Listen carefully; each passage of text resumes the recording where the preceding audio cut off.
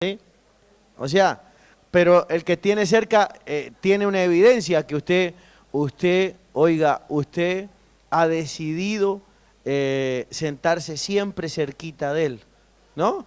Y usted pensará, dirá, ¿y este por qué siempre se sienta cerca mío? ¿No?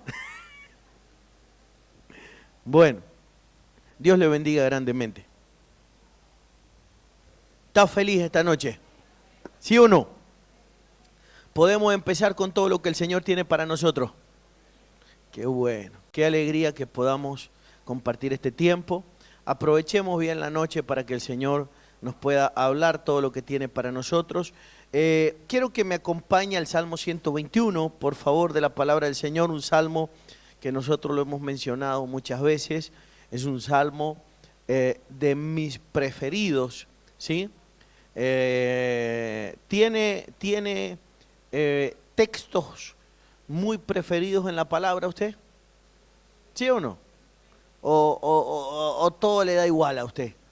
No, tiene algunos preferidos, ¿sí o no? El Salmo 121 es uno de mis preferidos, el Salmo 91 también.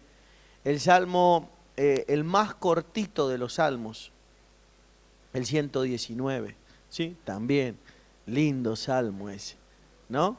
El 23, muchos salmos muy lindos. Los proverbios, creo que ese es un libro apasionante, el de los proverbios, ¿no? Se lo ha leído todo el libro de proverbios, ¿sí? Recomiéndele al vecino el libro de proverbios, dígale, lee ese libro, dígale. Es muy importante el libro de proverbios. Yo me acuerdo, a mí cuando yo me convertí al evangelio, no me llamó la atención ningún libro tanto en los primeros días de convertido como el libro de Proverbios. Yo empecé leyendo la Biblia por el libro de Proverbios. El libro de Proverbios, mire, yo y Alex, ¿vio? Y allá Daniel. Entonces los que quieran seguir ese camino, por favor, abrácense al libro de Proverbios cuanto antes. El libro de Proverbios es un libro muy lindo, la verdad que es impresionante, es apasionante el hecho de la sabiduría, ¿no? que manifiesta ese bendito libro. El Salmo 121, por favor, si usted viene conmigo a él. Usted sabe que como toda la Biblia y como inclusive los Salmos, encierran infinidad de misterios detrás de la letra y de las expresiones, ¿no? ¿Sí? Entonces, el Salmo 121 es uno de ellos que encierra tantos misterios y secretos de la palabra. Y el salmista comienza a hablar de algo, dice, alzaré mis ojos a los montes, dice el salmista, ¿no? Y él, entre signos de interrogación, dice, ¿de dónde vendrá mi socorro? ¿Está conmigo? Aunque cuando han hecho las traducciones, póngale compare, por favor, para que podamos ver algo. Cuando han hecho las traducciones, bajemos un poquito más abajo, ¿sí? Por favor, dele más abajo, para que podamos ver algo. Dele más. Cuando han hecho las traducciones, por favor, usted verá que hay algunas, ¿sí? Dele más abajo, por favor. Usted verá que hay algunas que no han usado, por favor, déjelo despacio, vamos despacio. Usted verá que hay algunas que no han usado los signos de interrogación. Diga conmigo interrogación. Sí, usted verá que hay expresiones donde no se han utilizado los signos de interrogación, porque usted sabe que en el original los signos de interrogación no aparecen. Pero cuando la tradujeron dentro del contexto, entendieron que el salmista estaba haciendo más una pregunta, ¿sí?, que una afirmación. Diga conmigo una afirmación. Aunque los judíos en el original, ellos creen de que el salmista está haciendo una afirmación, que él está diciendo, ¿sí?, de que su socorro viene de los montes. Diga conmigo, de los montes. Por eso es que dice, alzaré mis ojos a los montes, ¿sí?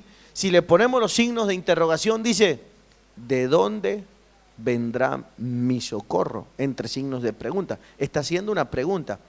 Pero si no tuviera los signos de interrogación, como no tienen algunas versiones, ¿sí?, usted entendería que ahí dice: alzaré mis ojos a los montes, ¿de dónde vendrá mi socorro?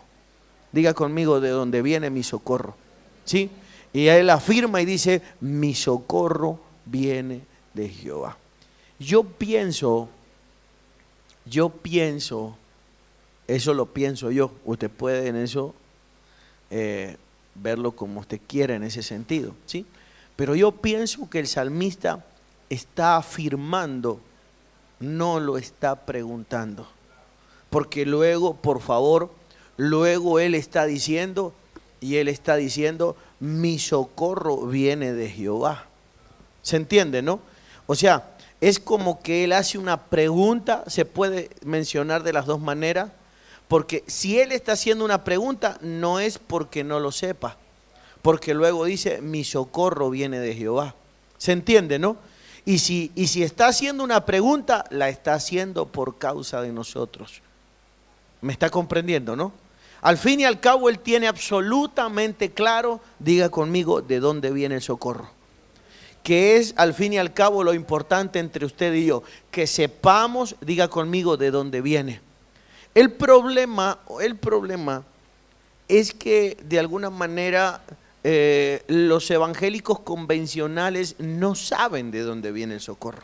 Diga conmigo: de dónde viene. ¿Sí? ¿De dónde viene? Por eso es bueno que usted lo lea entre signos de interrogación. Porque cuando se lee entre signos de interrogación, se le da lugar a hacernos o a autohacernos una pregunta, para que podamos entender que detrás de ello hay un misterio. Diga conmigo: un misterio. De que el socorro de Jehová viene de determinados montes. Diga conmigo: de determinados montes. Por eso es que tenemos que analizar algunos montes en la Biblia para que podamos entender qué tipo de socorro viene a nosotros. Yo he hablado muchas veces de los montes, pero muchas. He hablado de los montes en el Nuevo Testamento. He hablado de los montes de la bendición y de la maldición en el Antiguo. Hemos hablado de los montes que recorrió Jesús. Hemos hablado de los montes donde se hicieron determinados actos proféticos en el Antiguo Testamento. No sé cuántas veces. Hemos hablado de los montes de Babilonia. Hemos explicado cómo funcionaban, qué era el sistema que el infierno había diseñado de alguna manera para poder crear un sistema paralelo. Hemos hablado mucho, pero no es la noche para el tema. Pero sí, esta noche es para poder de alguna manera descifrar, ¿sí?, o poder mostrar a qué se refiere el salmista cuando dice: mi socorro viene de Jehová. Pero él entiende que de parte de Dios hay algo en los montes. Diga conmigo: hay algo en los montes de parte de Dios para mi vida. A ver, vamos a decirlo juntos, por favor. Hay algo en los montes de parte de Dios para mi vida. Es muy importante que podamos entender eso. Por eso es que usted verá de alguna manera que Jesús es un nombre de montes. Hemos explicado que mientras caminó Jesús en la tierra, ascendió a varios ¿qué? Montes. El monte del llamamiento, el monte de la oración, el monte del discipulado, el monte de los milagros, el monte profético, el monte alto o el monte de la transfiguración, como usted conoce. Diga conmigo: Jesús era un hombre de montes. Jesús era un hombre de montes. Quiere decir entonces que David era un hombre de ¿qué? Porque Jesús es, por favor, David es sombra y es figura ¿de quién? De Jesús. ¿Se entiende, no? Entonces David tiene que haber sido un hombre de montes. Diga conmigo: hombre de montes. Porque en los montes hay un secreto. Diga conmigo: hay un mensaje para nosotros. ¿Usted cree que hay un mensaje para usted en los montes?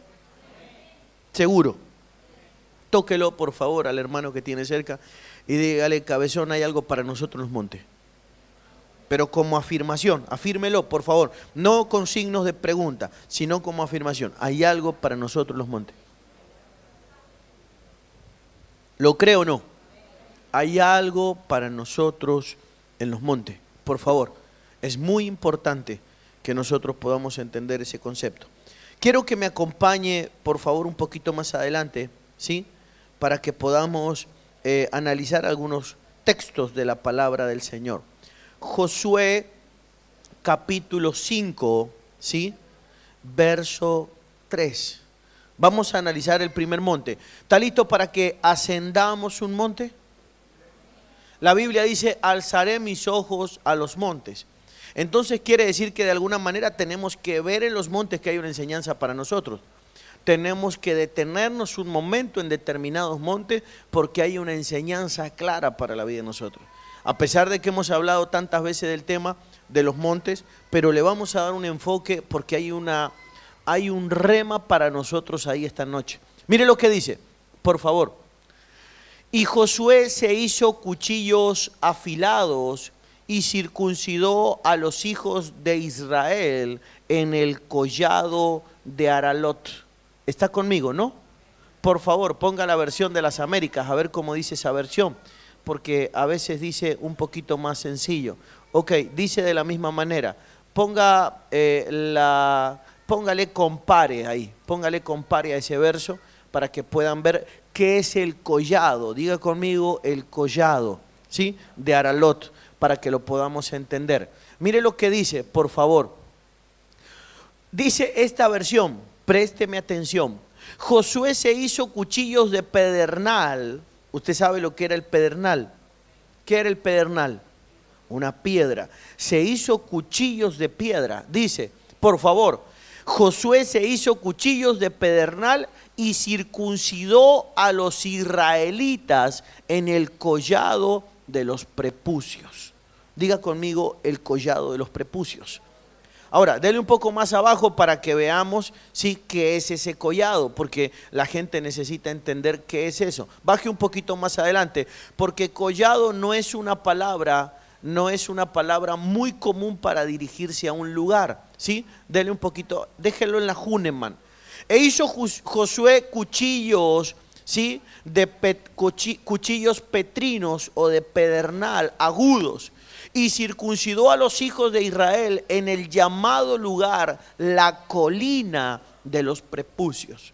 Pero nosotros en español no llamamos mucho, no usamos mucho la palabra collado o la palabra colina.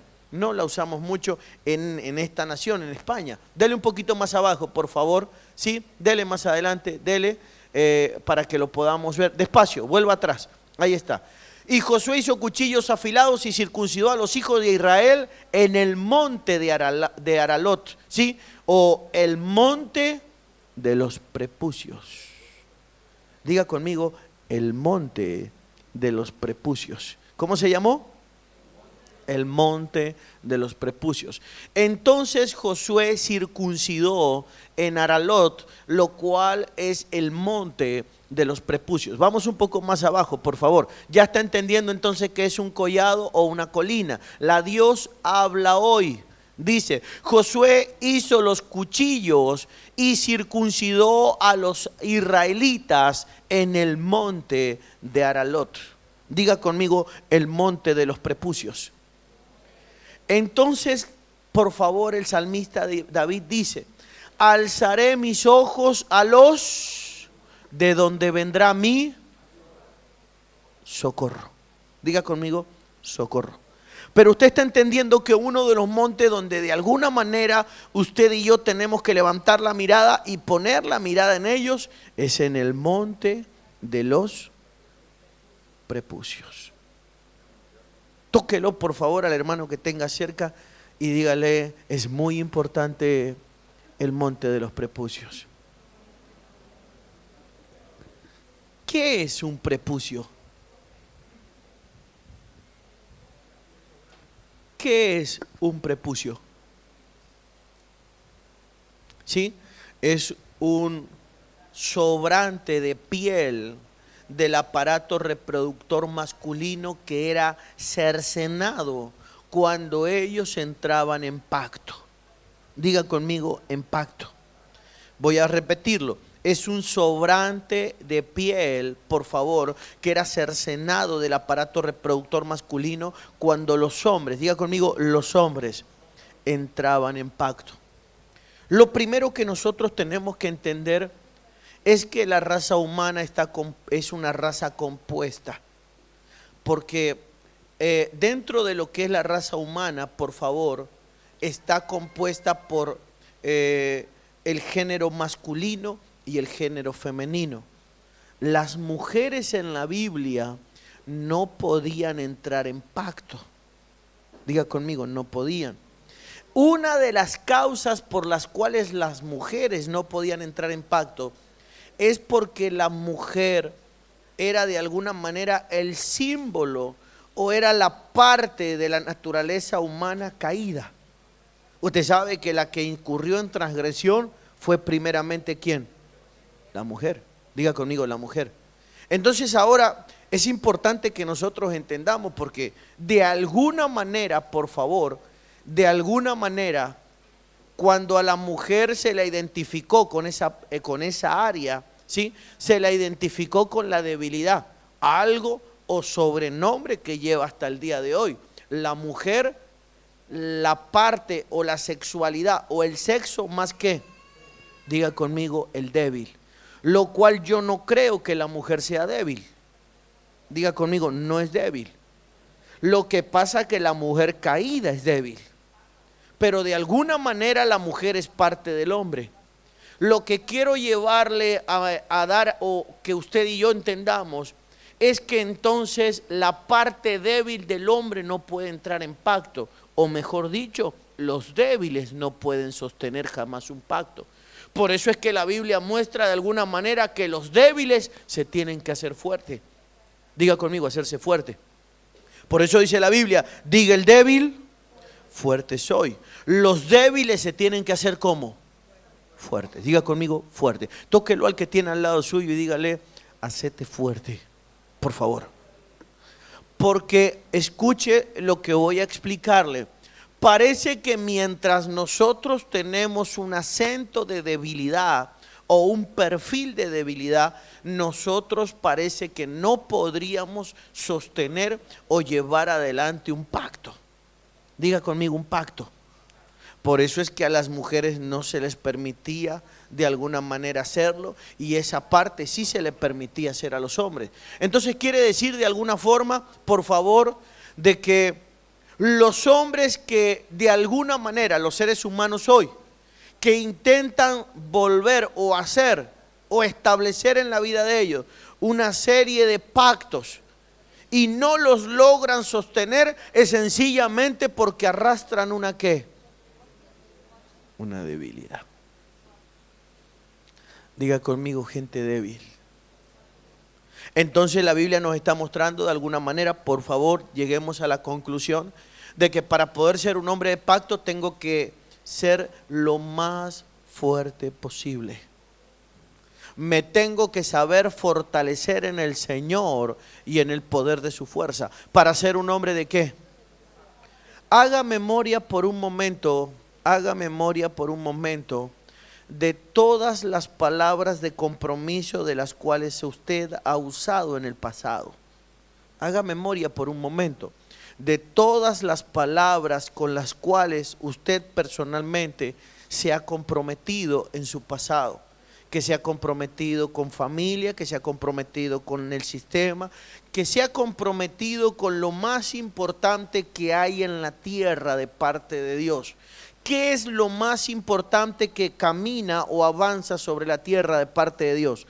La iglesia. Por eso haga por un momento memoria, por favor, de las palabras dadas, de las palabras entregadas por usted, cuando usted ha dicho, por ejemplo, me comprometo, cuando usted ha dicho, tienen mi palabra, cuando usted ha dicho, este es mi lugar, cuando usted ha dicho, vamos a cumplir propósito, cuando usted ha dicho, yo voy a dar aquello, cuando usted ha dicho, yo quiero servir y comprometerme en esta área, cuando usted ha dicho, diga conmigo, pacto. Todo lo que tiene que ver con dimensiones de pacto. Y ahora piense por un momento cuántas veces, por favor, cuántas veces hemos dejado a media todo aquello con lo cual nos comprometimos. Piense por un momento, por favor. quiero que entienda de alguna manera que estamos entregando un terrible mensaje de debilidad al mundo espiritual. La gente tiene la tendencia de asumir los compromisos delante de Dios por docenas de manera diaria, pero cuando llega el momento de sostener el compromiso, la gente lo que termina manifestando son grandísimos niveles de ¿qué? Diga conmigo, debilidad. Por eso yo quiero que usted lo toque al que tiene al lado suyo y le diga: en Cristo lo podemos todo.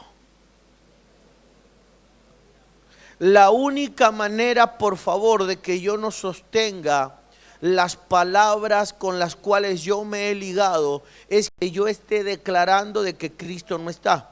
Porque el apóstol dice claramente: todo lo puedo en Cristo que me fortalece. ¿Está entendiendo? Y no es no está entre signos de interrogación. No está preguntando: ¿todo lo puedo en Cristo que me fortalece? No dice eso. Es una afirmación. Dice: todo lo puedo en Cristo que me fortalece. O sea, en Cristo que me fortalece, yo puedo cumplir con mi compromiso. En Cristo que me fortalece, mi sí va a ser sí. En Cristo que me fortalece, la palabra que yo he entregado se va a cumplir. En Cristo que me fortalece, iré hasta el final con mis resoluciones humanas. En Cristo que me fortalece, no voy a retroceder. En Cristo que me fortalece, no voy a dejar las cosas a media. El problema es cuando las cosas ocurren al revés. Sencillamente estoy diciendo que no estoy en ¿qué? Diga conmigo: en Cristo. Entonces, estar en Cristo, por favor, no es decir estoy en Cristo. Estar en Cristo tiene una evidencia. Y una de las evidencias, según el apóstol, más importantes que un hombre va a manifestar de estar en Cristo, se llama la fortaleza. Diga conmigo: la fortaleza. Un hombre que está en Cristo es un hombre grandísimamente fuerte. ¿Lo creo o no? Todo lo puedo en Cristo. No dice que puedo algunas cosas, dice que lo puedo en Cristo que me fortalece. Entonces, ¿cuál es la evidencia de un hombre, por favor, que está en Cristo? O de que los demonios salen, o que ora por los enfermos se sanan. No, esa es una evidencia de que he creído. Y estas señales seguirán a los que creen. Pero una evidencia de que estoy bien ubicado en el cuerpo del Señor Jesucristo, que estoy bien conectado, por favor, a la fuente, es de que de alguna manera la fuente de energía me está transmitiendo lo que genera, por favor, que es el cuerpo de Cristo. Por eso es importante estar bien conectado al cuerpo. Estar bien conectado al cuerpo, estar en Cristo. Por favor, no tener a Cristo en el corazón. Estar en Cristo es estar conectado a la fuente. Y cuando estoy conectado a la fuente, tengo la energía que mueve ¿qué? El cuerpo. Diga conmigo: el cuerpo. El cuerpo se mueve por una potencia que es la del Espíritu Santo. Diga conmigo: la del Espíritu. Por eso es muy importante estar bien conectado ¿a qué? A la fuente. Diga conmigo: a la fuente. El apóstol Pablo por eso dice que tenemos que estar bien unidos por medio de las coyunturas. Diga conmigo: coyunturas. Tenemos que estar bien unidos por medio de las coyunturas, porque parece que a través de las coyunturas, no parece, es así, a través de las coyunturas nosotros somos nutridos, y somos nutridos a través de las coyunturas, por favor, entre tantas cosas, nosotros somos nutridos de alguna manera con la energía que va a mover el cuerpo. Diga conmigo: el cuerpo. ¿Está listo para que todo lo que nosotros comencemos lo terminemos? Pero para que nosotros todo lo que comenzamos lo terminemos, tenemos que ser hombres de una sola palabra. Diga conmigo: gente de pacto. Por eso es que tenemos que levantar, por favor, nuestra mirada al monte de los prepucios. Diga conmigo: al monte de los prepucios. Es muy importante, por favor, creo yo que uno de los vínculos más estrechos que existen entre los seres humanos es el vínculo del matrimonio. Diga conmigo: el matrimonio. Entonces es muy importante que en el matrimonio nos ayudemos de manera mutua. Diga conmigo, en el matrimonio. ¿Se entiende, no? ¿Para qué que nos ayudemos de manera mutua? Por favor. Para que de alguna manera, usted sabe que la circuncisión era algo que se efectuaba, el vínculo, ese sello del pacto, era algo que se efectuaba en el aparato reproductor masculino. O sea, por favor, que cuando un hombre era un niño, el único que podía conocer la condición del pacto en un hombre eran sus padres. ¿Se entiende? Solamente. Estamos hablando de que es algo muy íntimo. Entonces, los únicos que pueden ver la desnudez de un niño son los... Pero cuando el niño crece y se transforma en un hombre, sufre esa transición, ya los padres no verán más su intimidad, sino la mujer de su destino. Diga conmigo, la mujer. Por eso dice la Escritura, por lo tanto el hombre dejará a su padre y a su madre. O sea, el padre y la madre dejan de tener un conocimiento profundo de las marcas del pacto en la intimidad del hombre y lo pasa a tener esa capacidad visual, esa capacidad de entendimiento la pasa a tener ¿quién? Diga conmigo, la mujer. Entonces las mujeres tienen que ayudar de alguna manera, tienen que ayudar al hombre a poder identificar uno al otro, si verdaderamente son gente de ¿qué? De pacto. Porque usted lo conoce estrechamente a él. Usted lo conoce a él si él dice una cosa un domingo en el culto bajo la unción y la gracia y la semana que viene dice otra. ¿Usted lo conoce o no? Como usted la conoce a ella. Si hoy día dice una cosa y la próxima semana dice otra. Lo cual de alguna forma, por favor, se lo suplico, de alguna manera Dios contempla la posibilidad de que en el matrimonio sufran altibajo y que él hoy diga una cosa y el mes que viene diga otra. Pero para eso está el matrimonio, para que nos apoyemos en equipo. El problema sería ver el error y mirar para otro lado. Cuando de alguna manera el matrimonio ha sido constituido para que cumplamos el propósito. Para que ella en un momento clave, por favor, lo pueda ayudar a él con la marca del pacto, como lo ayudó Séfora a Moisés, porque Moisés no estaba circuncidado. ¿Me está entendiendo? Es muy importante, por favor, de que la mujer, como el hombre a ella, le pueda ayudar para que puedan entender, por favor, si ella es una mujer de qué, o él es un hombre de qué, de pacto. Porque hay cosas que no se las va a decir nadie a usted y se las puede decir su mujer. Y hay cosas que no se las puede decir nadie a usted y se las puede decir su esposo. Hay cosas que yo no se las debería decir. Se las deberían decir uno al otro. Pero si no se las dicen es porque es posible que uno no vea o que ambos estén confabulados para el error. Lo cual en esto sería una cosa devastadora, porque los que se confabularon para el error en la Biblia murieron juntos, usted lo sabe, arrastraron el uno al otro a la destrucción. Por eso la Biblia dice que la mujer sabia edifica su ¿qué? Su casa. Diga conmigo, mujeres sabias.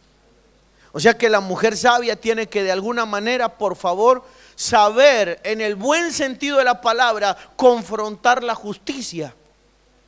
No sé.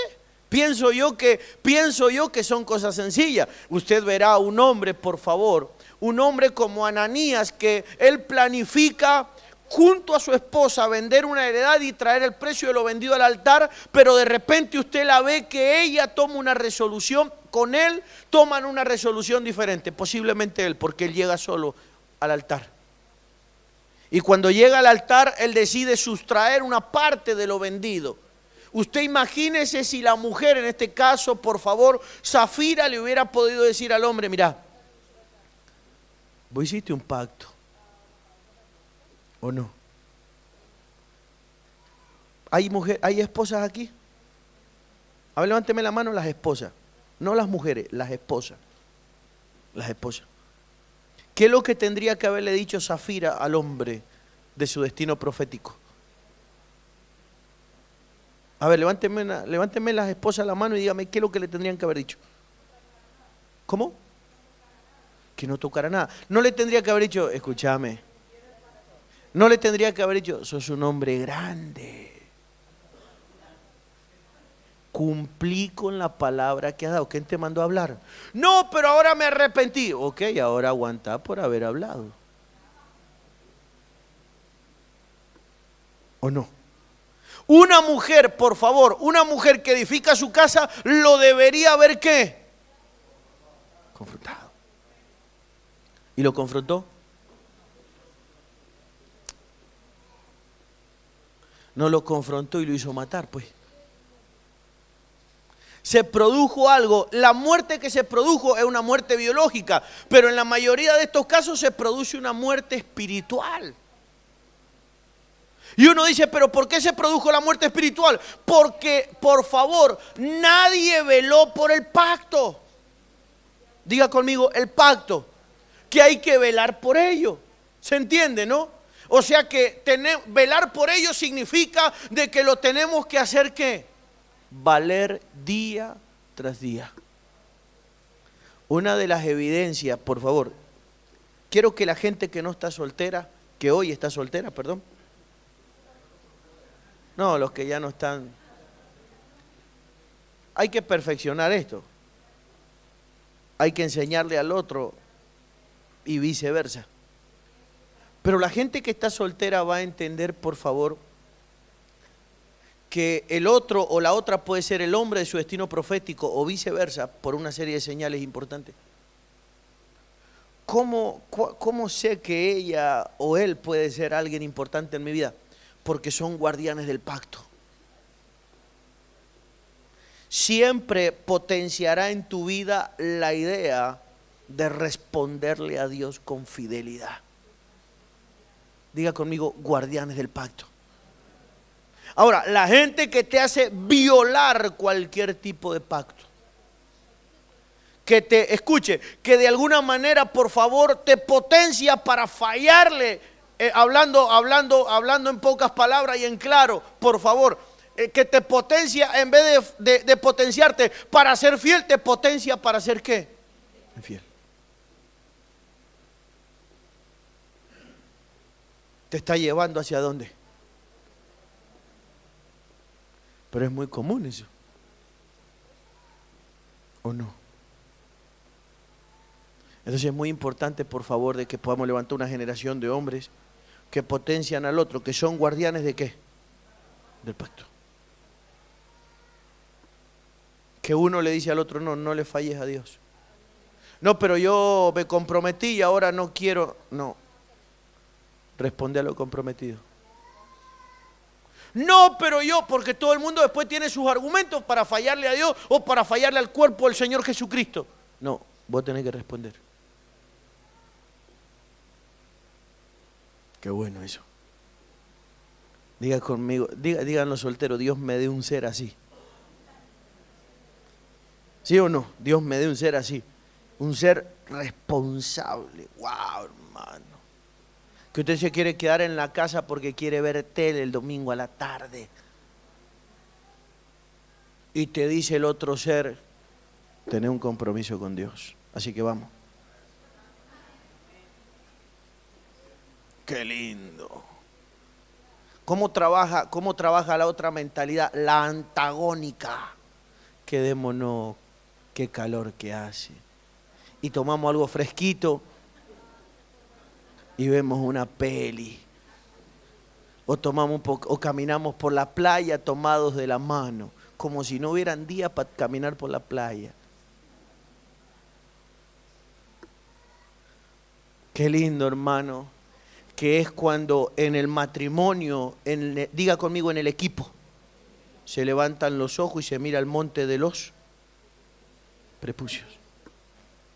Hay mucha gente que tiene que volver a poner la mirada ahí, en el monte del pacto. O sea que tengo que mirar nuevamente, porque si usted está acá es porque un día pasó por el monte de los prepucios.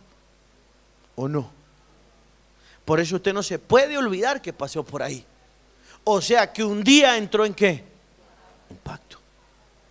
Entonces tenemos que, diga conmigo, tengo que levantar la mirada. O sea, tengo que recordarme de que soy un hombre de pacto, tengo que volver a mi naturaleza. Es posible que haya dado haya zigzagueado, es posible que haya dado un par de vueltas en círculo, es posible que me haya olvidado, es posible que haya quedado mal, pero tenemos que volver. Diga conmigo, tengo que volver. Tengo que volver a recuperar mi naturaleza de poder decir, no, yo soy un hombre de palabra. Porque si no es muy triste andar por la vida, ¿o no? ¿Es triste o no? Andar por la vida y que de alguna manera me identifiquen con alguien que no tiene ¿qué? Pacto. Es muy triste que nos sepamos mantener. El pacto son los márgenes en la vida de un hombre. Entonces eso hará que un hombre nunca se desvíe, sencillamente porque cuando está a punto de desviarse, ve ¿qué? Pacto. Porque oportunidades, tentaciones y pruebas, tribulaciones y circunstancias y obstáculos y cosas que vienen o aparecen en la vida de nosotros que son una oportunidad extraordinaria para desviarse, hay miles. ¿Ha tenido grandes oportunidades de desviarse o no? Pero de repente usted se encuentra con ¿qué? Pacto. Soy un hombre de pacto. ¿Está listo para que nosotros podamos levantar la mirada hacia aquel lugar? Los pactos no se sostienen por conveniencia, ni son circunstanciales. Los pactos en la vida de nosotros son una prioridad. Diga conmigo prioridad. Porque eso habla de nuestra palabra, son una prioridad. Me vaya como me vaya, me encuentre como me encuentre, yo tengo que saber decirle a Dios, tomar una resolución en mi corazón y saber decirle a Dios, Dios mío, eres una prioridad. Diga conmigo una prioridad. Dios tiene que ser una prioridad. Aprenda a ponerlo a Dios como prioridad en su vida para que Dios lo pueda poner a usted en el lugar que usted sueñe estar delante de Él. ¿Cuántos soñamos estar en una posición de eminencia delante de Dios?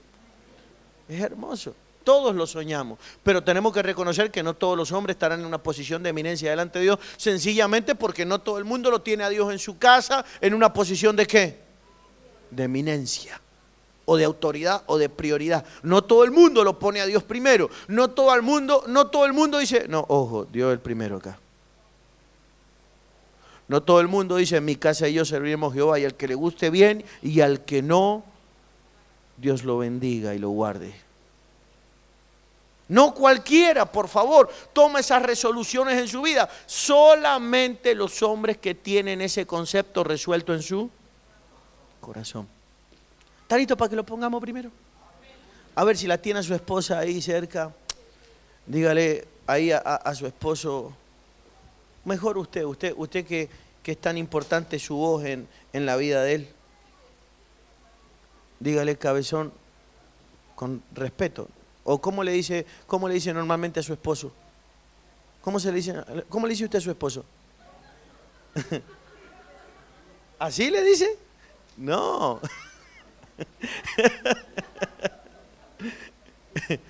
¿Cómo le dice? ¿Cómo le dice usted?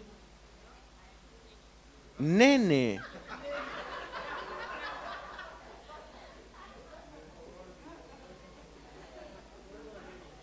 Nene. Y usted reacciona a ese llamado. A usted le dicen, nene, vení, y usted va, ¿no? Claro. Porque eso ya no es cuestión de cómo me dicen, sino cómo reacciono también.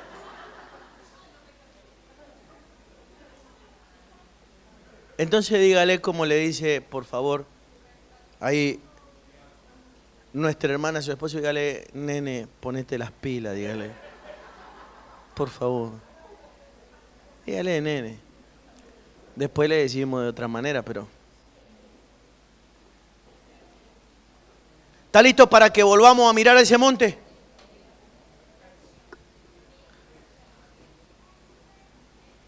Diga, quiero mirar ese monte. Porque cuando usted mira algo, se activan los qué.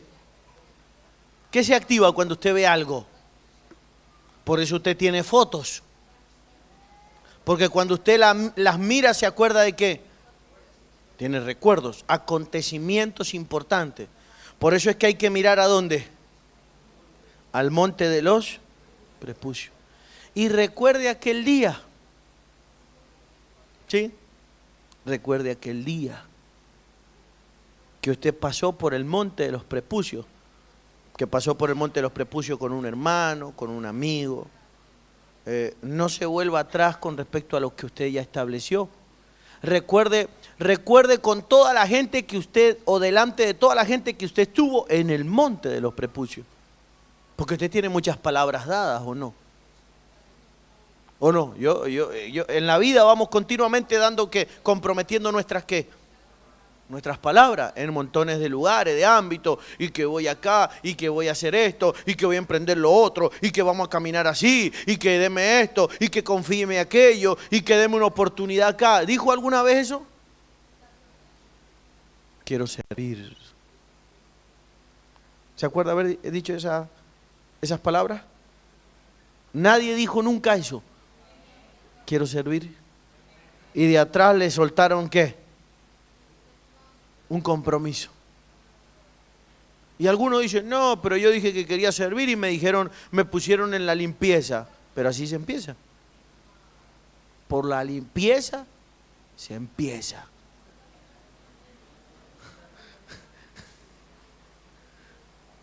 ¿Sí o no? Porque hay gente que dice, no, yo quiero servir y quiere saltar directamente ahí al estrellato, si el que levanta después de un determinado proceso es el propio Dios, eso no es humano, por Dios. Entonces es importante, por favor, que sea la posición que sea, el lugar, la palabra, con quien sea, como sea, nosotros seamos gente de mucho pacto. Porque después la gente, escuche lo que inclusive yo tengo que reconocer que a nosotros, ¿me deja que le confiese algo? ¿Puedo? Porque a veces la gente dice, no, pero Dios o el hombre de Dios. Pero yo le voy a confesar algo que nos pasa a los hombres de Dios a veces. Es muy raro que un hombre de Dios vaya a confesar esto, pero yo se lo voy a confesar. Nosotros somos hombres y también terminamos en un momento perdiendo la credibilidad en la gente. Así como nosotros perdemos la credibilidad cuando cometemos muchos errores delante de la gente, ¿o no? La gente también pierde la credibilidad con uno. Y de repente cada una temporada te dicen, pero esto para mí es así, y después ellos te dicen que no es así, y después vuelven y te dicen, bueno, apóstol, ahora yo reconozco, denme una nueva oportunidad. Y eso se repite tantas veces, pero tantas veces, que llega un momento que se pierde ¿qué? Y uno llega y dice, ¿será? Y uno ora al Señor y dice, Señor, ¿será? ¿Sí ahora? ¿Irá a hacerse realidad? Verdaderamente. Por eso es importante que nosotros seamos gente de ¿qué? Para que no perdamos en medio de nuestra sociedad, que sería mucho menos peor que perder nuestra credibilidad en este ambiente. Porque perder la credibilidad en este ambiente es una de las cosas más tristes que le puede pasar a un ser humano en la vida. Que en estos ambientes no te crea nadie. Está conmigo, ¿no? Yo quiero que usted lo toque, pero esto es para decirlo serio. Dígale, nunca pierdas la credibilidad entre los hombres de Dios. Nunca. Nunca, nunca, nunca, nunca, nunca.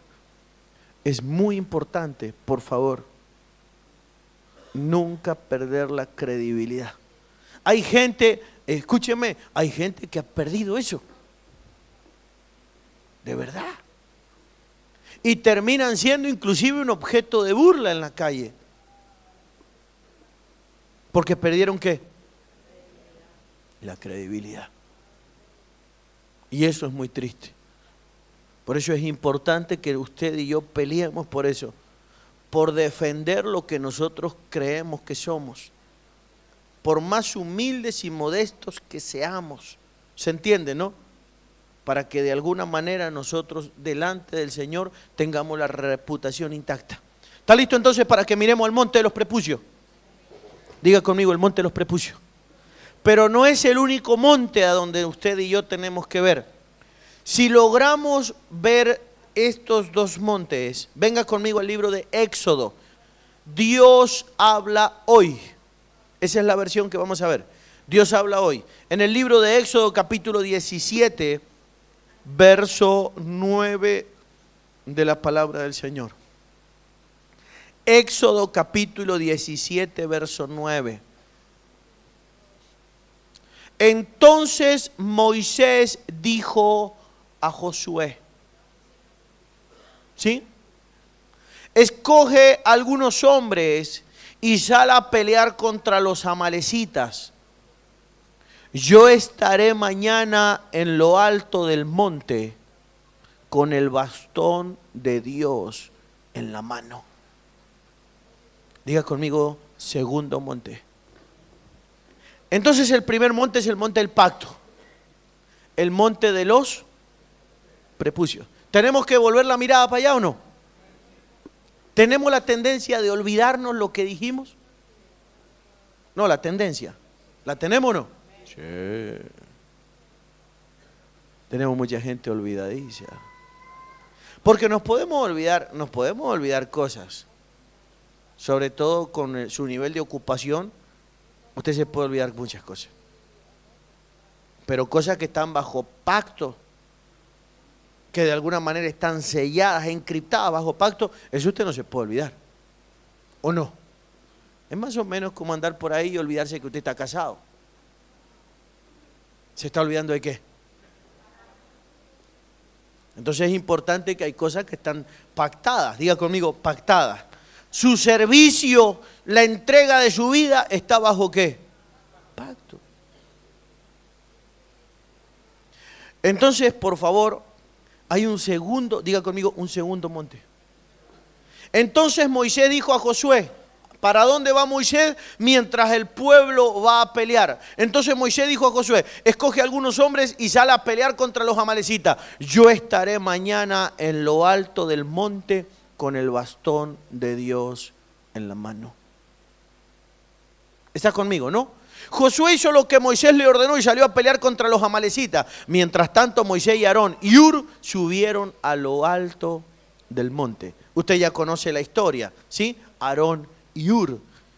Usted sabe que Moisés estaba ya viejo y mientras peleaba el pueblo, Aarón y Hur le sostenían ¿qué? Y cuando Moisés bajaba los brazos, el enemigo prevalecía. Cuando Moisés levantaba los brazos, prevalecía Israel sobre el enemigo. Entonces quiere decir que Moisés aprendió a pelear las batallas no en el campo, sino en lo alto del monte. Diga conmigo, el monte de la intercesión. A ver, dígalo conmigo, el monte de la intercesión. Ahora está entendiendo por qué David dijo, alzaré mis ojos a los, de donde vendrá mi socorro o mi ayuda. O sea, mi ayuda viene de Dios, pero la ayuda para que venga tiene un protocolo. Para que venga la ayuda, yo tengo que volver a ver en el monte del pacto, en el monte donde un día yo me comprometí y tengo que volver a poner la mirada en ello. Para que la ayuda venga, yo tengo que subir el monte ¿de qué? De la intercesión. Diga conmigo, de la intercesión. ¿Está listo para pelear las batallas desde ahí? Diga conmigo, la intercesión. Tóquelo al que tiene al lado suyo, dígale, tenés que ser parte de ella, de la intercesión. Ese monte es importante para usted. ¿Está listo para que subamos al monte? Diga conmigo, bendito monte. Tóquelo a su esposo, a su esposa, y dígale, subamos a ese monte, dígale. Ay, ay, ay. A ver, esto es bueno para decírselo a él. Dígale, gordo, subamos al monte. Por favor. Ahora usted a él, usted a ella, perdón. Dígale, durmamos menos y subamos al monte, dígale. Por favor, dígaselo. Durmamos menos. ¿Qué cara le puso ella? Qué bueno que necesitamos experimentar la ayuda de Jehová, el socorro, el auxilio, la asistencia, la intervención divina. Es importante que subamos el monte. ¿El monte es un qué? Subir un monte es un qué. Subir un monte físicamente, ¿qué es? Sacrificio.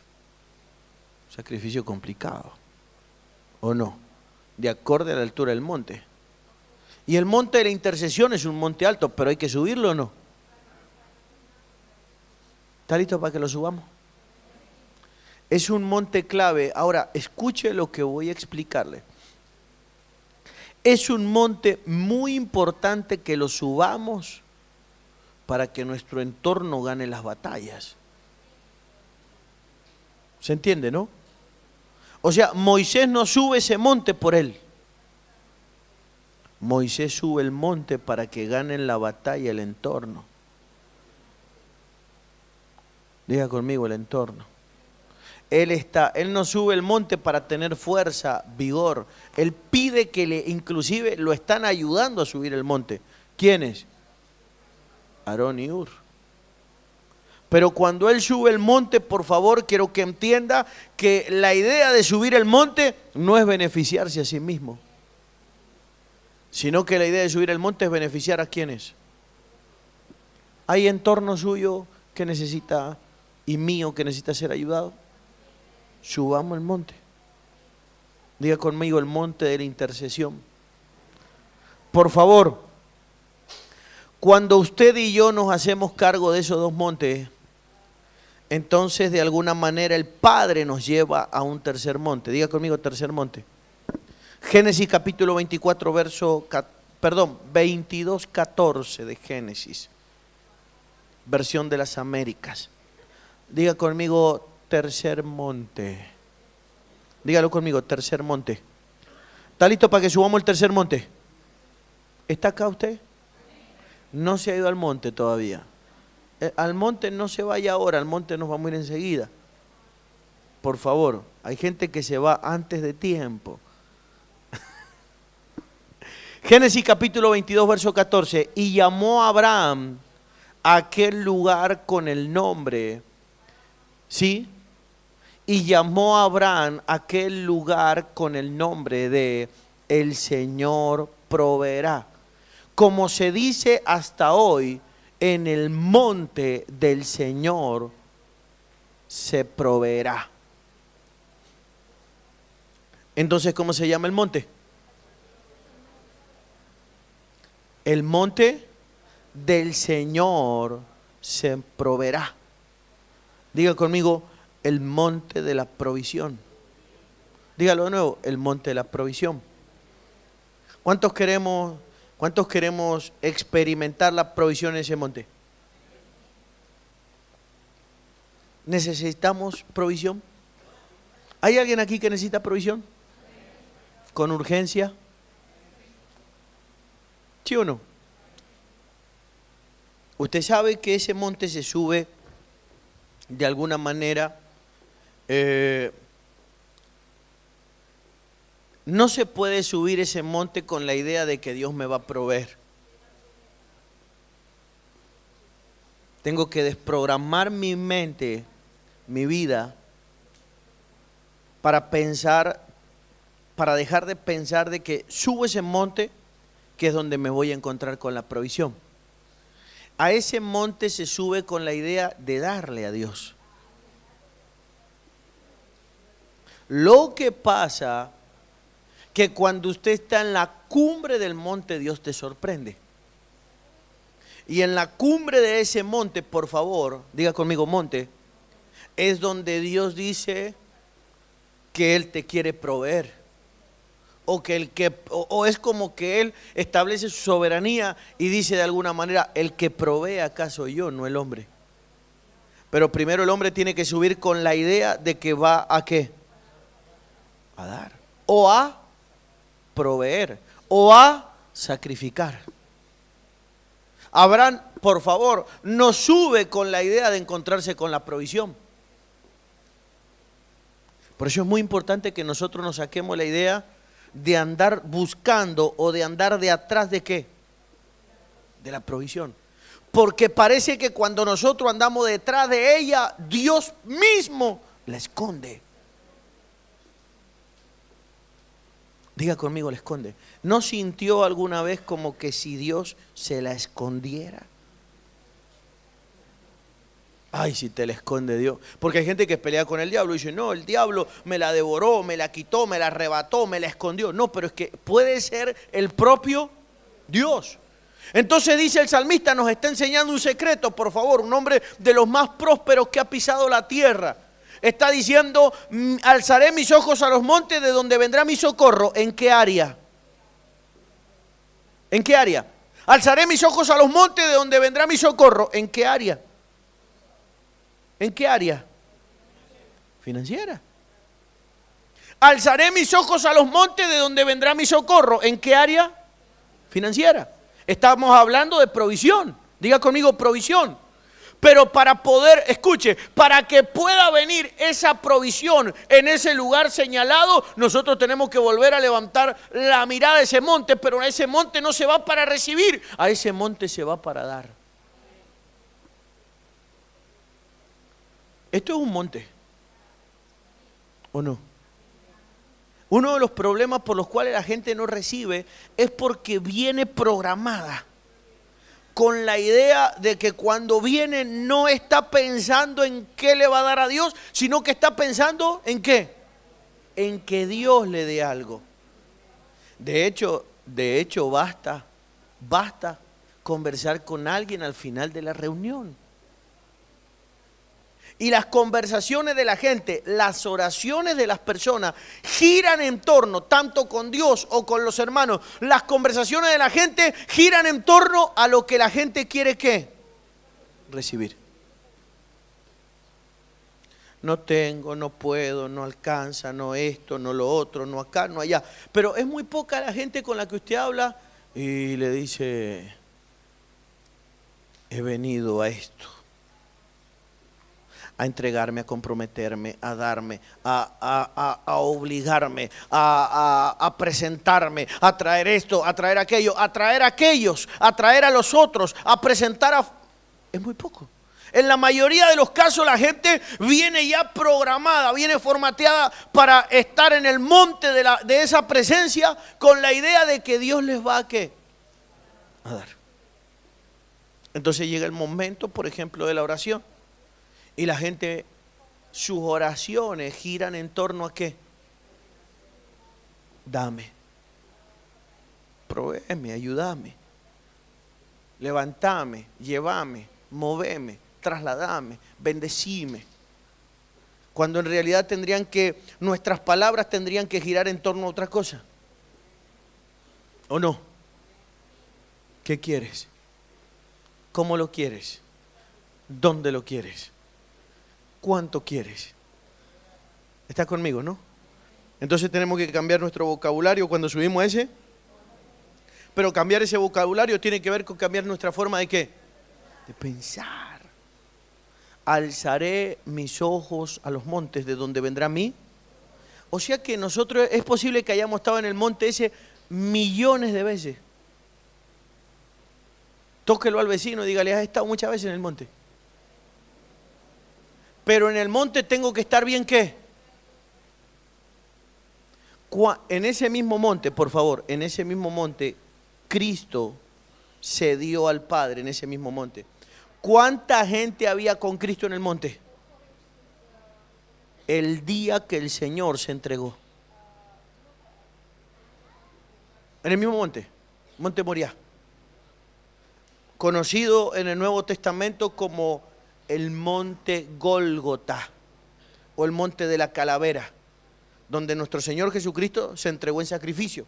Diga conmigo, se entregó. ¿Cristo subió a ese monte para qué? ¿Para pedir algo? No. ¿Subió a ese monte para qué? ¿Y le dieron algo a él en ese monte? No le dieron nada ahí, seguro. No le dieron nada. O sea que él subió al monte, se dio ahí en el monte y ahí está, se dio y chao. ¿Le dieron algo? ¿No dice la Biblia que al Padre le plació someterlo todo bajo la planta de sus pies? Dice la Biblia que le dio algunas cosas, sometió algunas cosas. Todo. Entonces él subió al mismo monte y se dio en el monte en sacrificio. Por favor.